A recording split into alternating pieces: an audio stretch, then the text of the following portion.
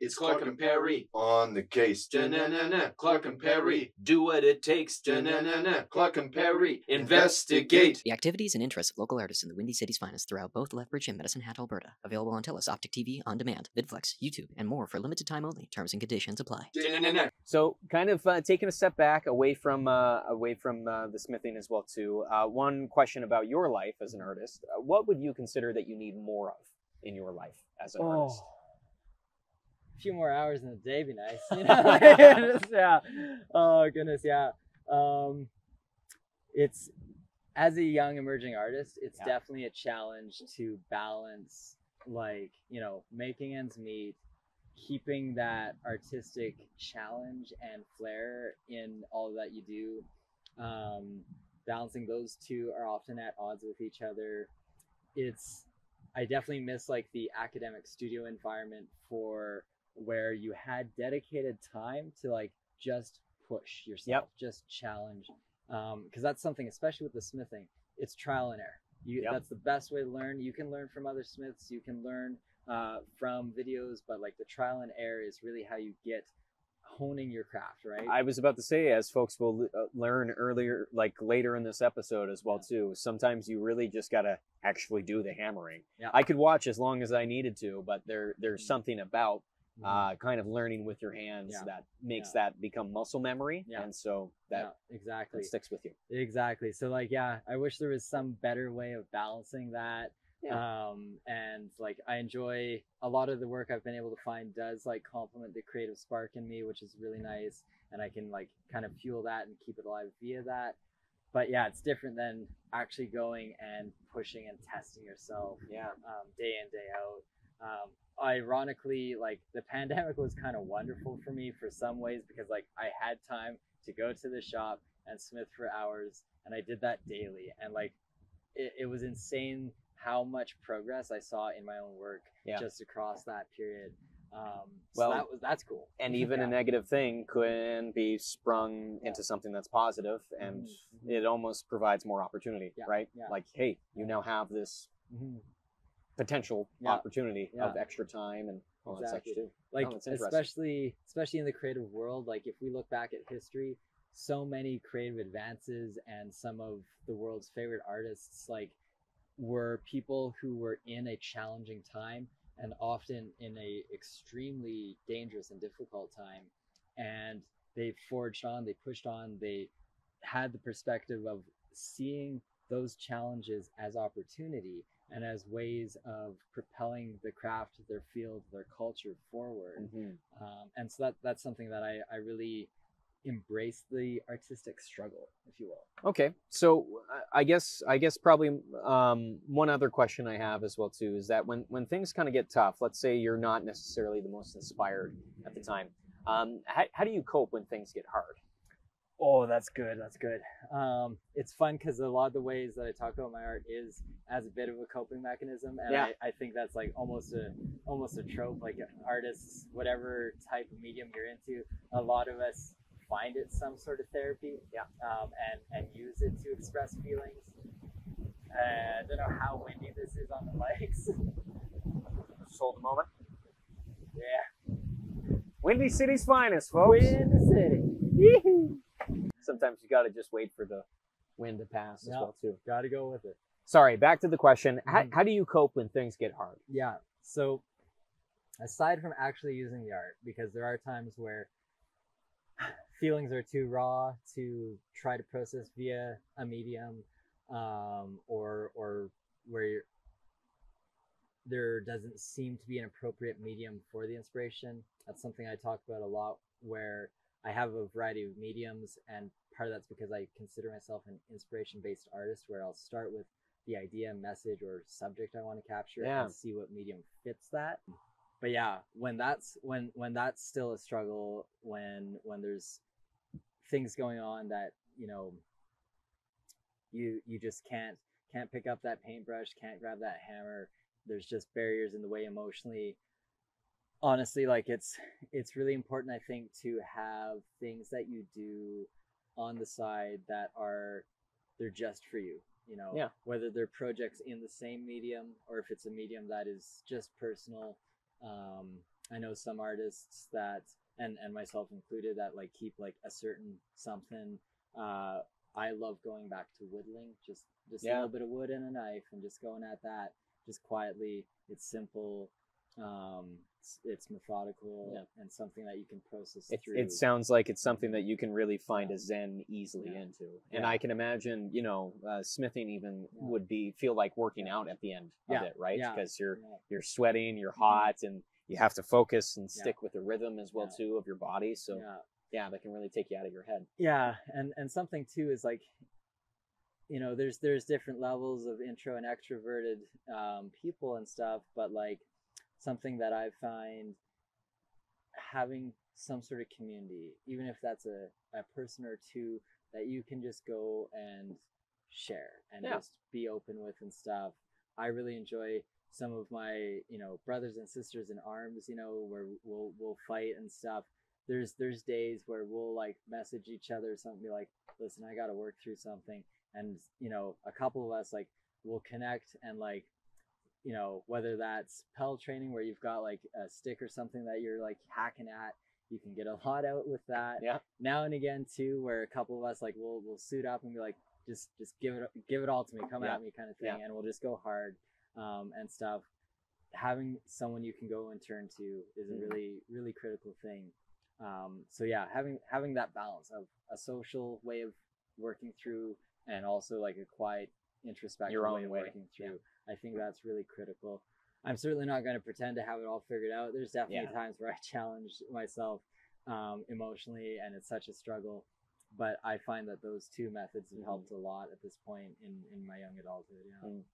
You said hack and slash with some folks, and I know later in this episode we get Perry kind of in the field talking with some folks and witnessing some things in action. But we have this lovely display that we've been teasing our viewers with for the longest time. If you're okay, thank you so much for indulging me on some of these questions here and indulging the viewers too. But let's start talking about the cool stuff in the back. Yeah. All right. So what do we typically have? Is this from your all personal collection? So yeah, this is my kit, and again, viewers will be able to see how this functions live and in action. They'll see the actual sparks fly. Amazing. But yeah, we'll take a moment now and kind of walk through some of that. And let's start on top, I suppose. So we have this helmet, which is a great helm, oh my goodness, a Sugarloaf helm. And this is actually made here locally in Lethbridge by a incredible armor smith, Aiden, who is also an incredible fighter. I've learned some amazing things from that guy. You will see a little bit of him later in the video. That was made from scratch here in Lethbridge. Yeah, just you know, steel turned into that. You know, that is amazing. It is amazing, and as you'll see later, it does protect my head. So it does its job, which is, you know, it not only looks really cool and really pretty. Perry confirms. Yeah, it also does its job. So it looks like from this construction here, I don't want to go over too much of what's already covered in the later episode, but we got the chin strap, and then it looks like we got some padding inside too. So medieval armor is really quite neat. I'll pass that to you. Yeah, absolutely. Where you'll have the shell, which is steel, and there'll be different straps in there. I've got some modern stuff in there for protection as well. But that's all handy. And then there'll be some sort of soft kit. And so this is like a quilted fabric padding that goes in, and is like, some of them will be suspension systems where they're set up so that your head kind of floats in the material. That's part of it. Or floats in the helmet is probably better wording. This is actually heavier than I thought it was going to be. Yeah, and for that's context, one of the light ones. This is probably like, you know, like a 4-liter jug of milk. That's what I would consider at least, this. Yeah, it might be a bit more than that. A bit more, actually, yeah. Thinking about it, yeah. But that's what's called a dueling helm, so it is made a little bit lighter than some of them would be. Okay. And that's because most of the fights that I do are duels, which are one-on-ones. There are melees, which are group fights, and you want a little bit more protection for those. Of course. Yeah. So, like, more protection, I guess. Like, where exactly would you get more protection? So part of it is going to be in the actual steel itself. You'll have thicker gauge of steel just to take more blows. There's different types. Again, I mentioned or I will mention later in the smithing that there's different alloys that can be added to steels to make them better in certain ways. Right. So there's like a titanium, which you can't even call actually a steel anymore. But there's some amazing titanium armor out there. Yeah, those are all real, by the way. I've put every dent and scratch you've seen has been from a real sword coming out of my head. That is a lot of Yeah. hits. That is a lot of nicks in the face. Yeah. But I think that's actually kind of a good representation of reality as well too. A lot of people think that, sword fighting was something that you wouldn't get hit at, or like, I guess they're used to looking at the samurais where it's like one strike and that was it. Yeah, that was enough. Exactly. Yeah. When in reality, you went through a beating. It was quite through. Yeah. Like it was a lot of fisticuffs and everything, which again we'll show some practice fighting as well too later in this episode. One of the things that like Hollywood's kind of biased us all against is like, you'll see a knight in armor and another knight in armor, and they'll come at each other and you like slash, and the one guy drops, right? Yeah. And like, if you're wearing real steel armor, like this is bouncing right off. Like, like it's one of those things where you can be coming at it full force, and it is going to protect you. That's what they made it for. That is exactly what they made it for as well too.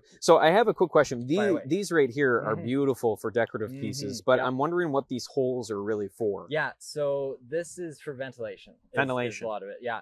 Obviously, we have the bit of patterning for crosses and such. This is a great helm, and for a lot of my kit is aimed at like kind of the early Middle Ages. Okay. And such. So you'll see a lot of chainmail, for example, compared to plate mail, or actual plate armor. And so that's part of it. But yeah, back to these. This is actually for breathing. That's something that in our sport, in our craft, it's actually quite a big deal. Conditioning your body to be able to handle just wearing the armor, let alone function at an elevated heart rate. How much would you say, how much weight are you typically used to actually wearing when you're at practice? Depending on how much I've got on, varies. It's kind of somewhere between 75 to 100 pounds, depending on what part's being worn, how much it's being worn. And there are obviously different kits that are a lot heavier and some that are a bit lighter, but usually not too much lighter. Again, a lot of my stuff's pretty streamlined to be fast. As a short little guy, that is one of my areas. Is I've been known to do matrix moves and stuff, getting in and out of a fight. And so that is something where I really play up light armor in favor of speed. And if I get caught and get a good blow, sometimes I do feel it, but the idea is to not be there. Yeah. Don't get hit. That's awesome. That's awesome. Our team has this one phrase of stop blocking with it if you get hit. Yeah. So, But exactly. So that's the helm, and it is pretty fantastic. Again, you guys will see footage later of what it looks like on, which is pretty fun. Perfect. And then how about you tell us where you want to go here, and I'll talk about it. Yeah, well, let's check out this steel as well too. This looks really cool. So this is the gauntlet that I will use for dueling. It is again very streamlined, where it is a bit nasty looking there, but it works really well. This has a lot of flexibility, which is again for me my main fighting discipline is the saber. Part of that's because I'm Hungarian, and so that is one of the weapons that we used in the Middle Ages. And so being able to do that, I don't know, there's something interesting and a little bit ancestral about it for sure. But yeah, demonstrate a few swings for us as well too. You're safe, But yeah, so this allows me to do a lot of the crazy flexible maneuvers that if I had, there's different types of gauntlets.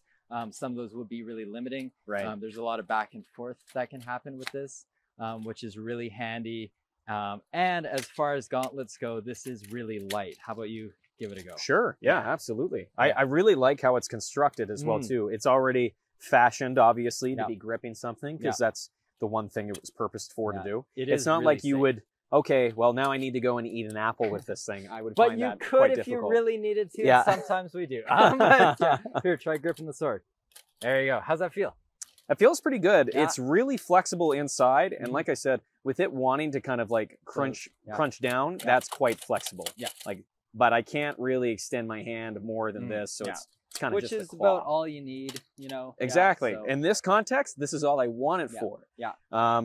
I guess I don't want it to open once I have that grip on, Yeah. because if somebody comes and swings me, which makes me think the helmet's almost to protect everything. Like if this comes back and whacks me in the face or Yeah, something, yeah, right? For sure. There's for no sure. way. Yeah.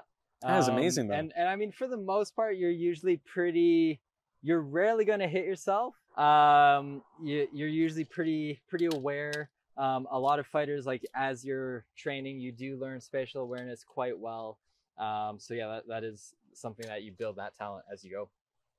Yeah. This is really cool. And I like, so I noticed this before when we were bringing this yeah. stuff out. This That one's got back kind of edge. like what looks like to be a weighted tip. Like Aha. the tip at the back here Yeah. seems to have more steel to it Yeah. than the rest of the curvature of the blade. Yeah. as you can see. Let's talk about that saber there. Yeah. So what you're looking at now here, that's actually a back edge.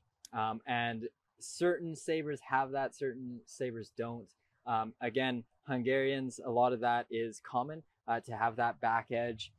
There's other cultures that also did, but yeah, it's definitely one of the hallmarks of ours versus others.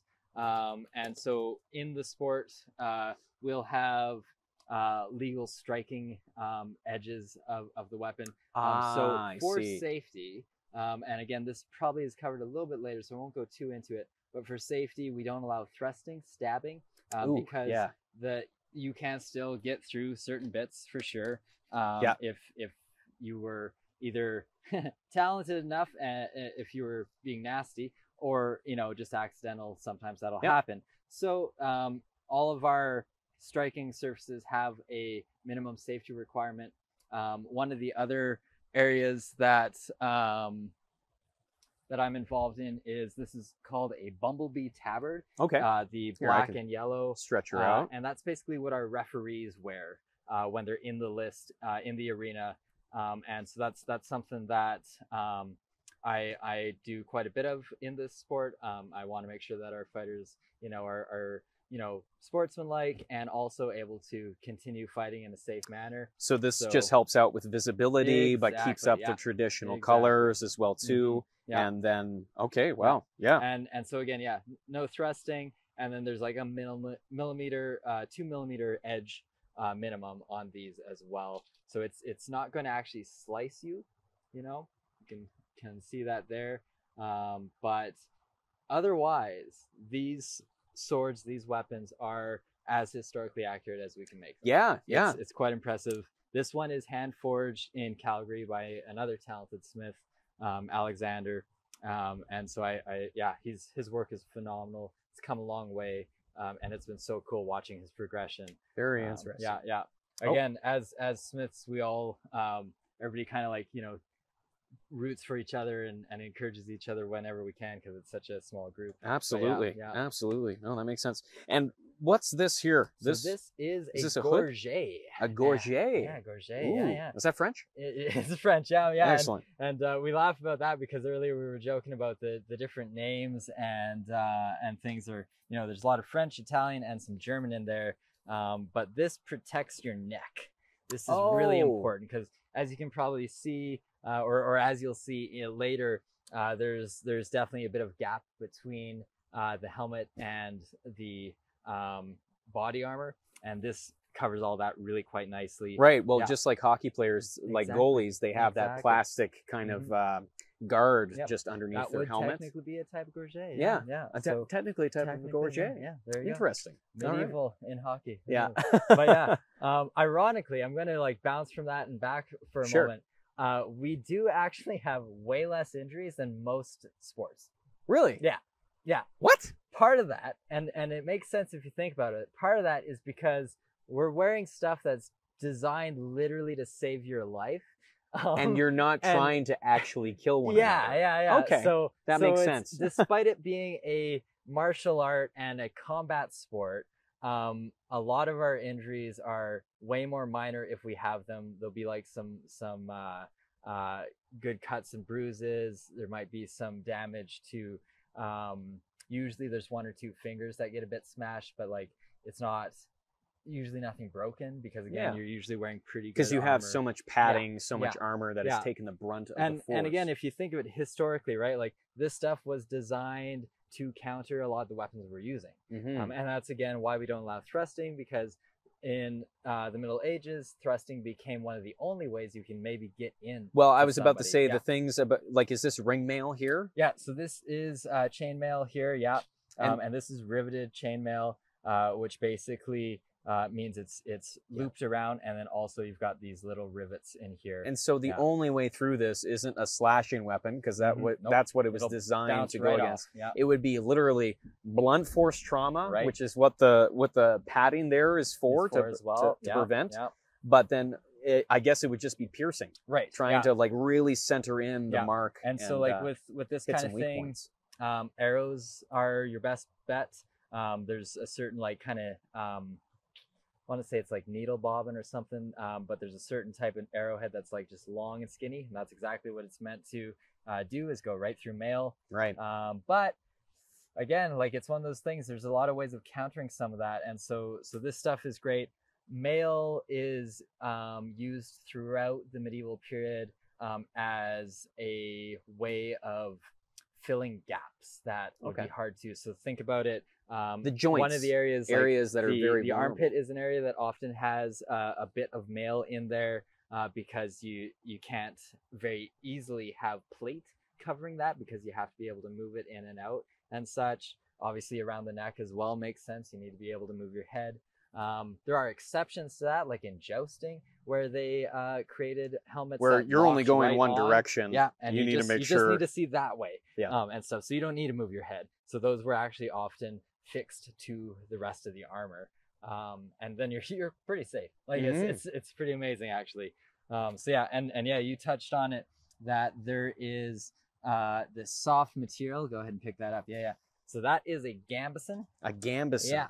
Okay, I've heard this term before. Yeah, good. Well, do you know want to take a guess at it?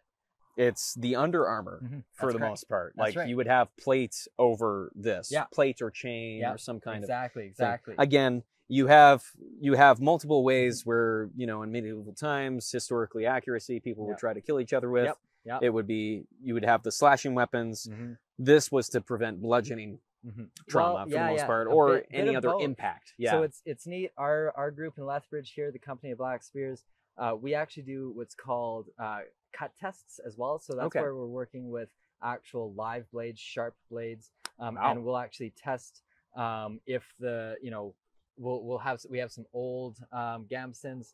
This has been well worn. I've put it through the works. I got to get some mending oh my on goodness it, I go to a lot of tournaments every year and compete, and it shows.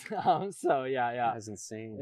And so you mentioned, sorry, this company was the Black... Right, yeah. So the Company of Black Spears. The Company of Black Spears. We are the local Lethbridge team. That's for right. Hacksaw, which is the Canadian league, basically, for this. So we do cut tests, and we've used old gambesons and live blades. And actually, for those slashes, it's actually amazingly effective how protective this is on its own.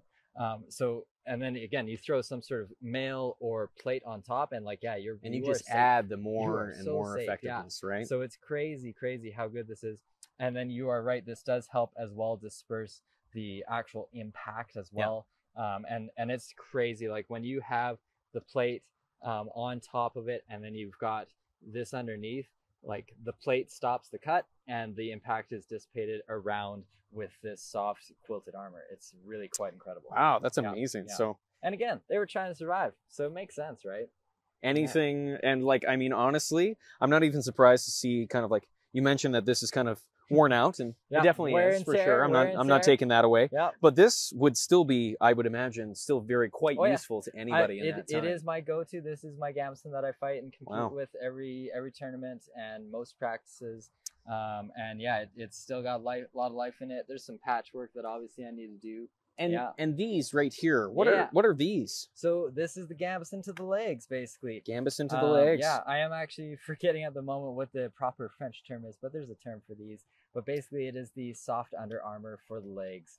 And it's the same kind of idea where it does a great job of protecting your legs and adding that soft layer. These are newer, as you can tell.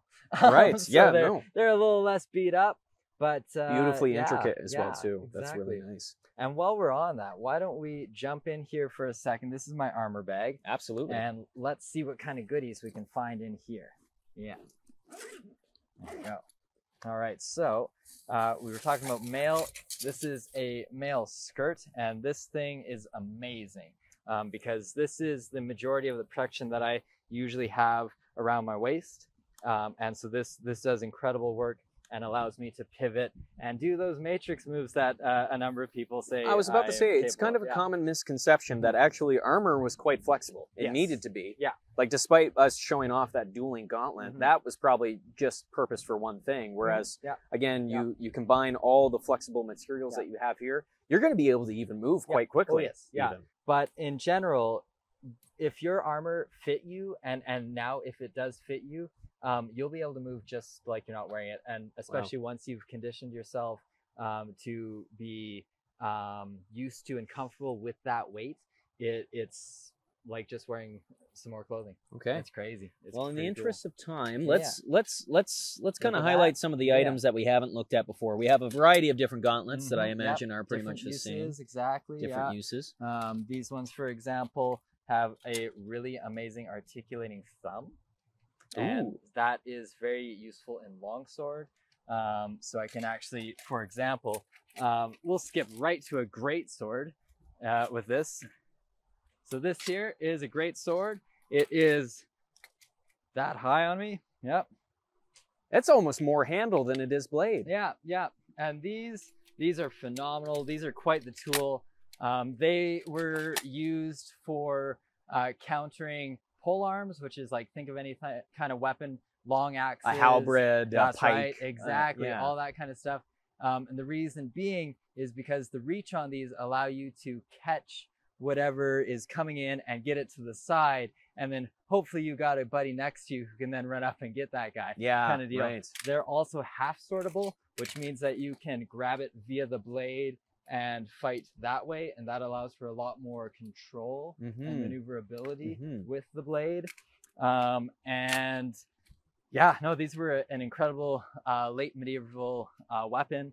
And again, yeah, being able to have that thumb articulate allows you to do a lot of maneuvers that a gauntlet that has a thumb locked like this won't let you do. So for example, this is a maneuver that you could do back and forth like so. That would be much more difficult with a fixed thumb gauntlet. Amazing. For example. Yeah. Amazing. So yeah. No, that's a really good and intricate way to kind of explain off kind of the difference of gloves. And I was going to ask, like, hey, why do you have so many gloves? What different uses. Why does it matter? Exactly. Yeah. And like that's feel good. These, for example, too. Yeah. Way lighter than the other bits. Yeah. Oh my goodness. So, very flexible as well too. Yeah, the articulation in these are just very, very good. Very well made. Yeah. That's amazing. Yeah. These ones are actually Ukrainian made. A lot of blacksmiths in the armoring community are actually in the Ukraine. And so, yeah, we miss them and hope that they're doing well. But a lot of very talented armor comes out of that area. So, yeah. Well, I'd like to shake your hand if I can, if it's armored. Yeah, oh, nice. With an articulate thumb right there. Yep. No, thank you so much. I know we didn't get a chance to move into everything here, fair. There's so much. I really appreciate you kind of diving into it. Again, later in this episode, you'll be able to see most of this armor in action for sure, along with us potentially smithing some early and simple tools for my sake as well too. No, thank you again so much, William. It's been a true pleasure as well on our behalf as well too. Thank you so much for viewing as well thus far. Please tune in to the rest of this episode and other episodes included. This has been the Windy City's Finest. Thank you again so much. I'm Clark, he's Perry, and this has been William. Thank you all. Have a good day. See ya. It's Clark and Perry on the case. Da-na-na-na. Clark and Perry do what it takes. Da-na-na-na. Clark and Perry investigate. The activities and interests of local artists in the Windy City's Finest throughout both Lethbridge and Medicine Hat, Alberta. Available on TELUS, Optic TV, On Demand, VidFlex, YouTube, and more for limited time only. Terms and conditions apply. Da-na-na-na.